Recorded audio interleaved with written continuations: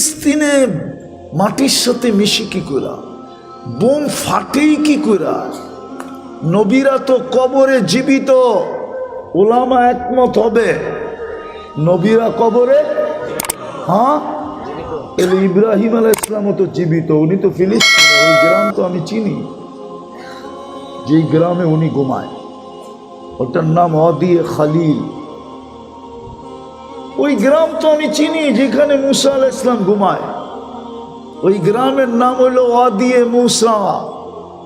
ওই গ্রাম তো চিনি আমি যেখানে মুসা আলাইহিস সালামের শ্বশুর ঘুমায়, শুআয়ব আলাইহিস সালাম। মুসা আলাইহিস সালামের শিষ্য ঘুমায় ইউশা বিন নুন।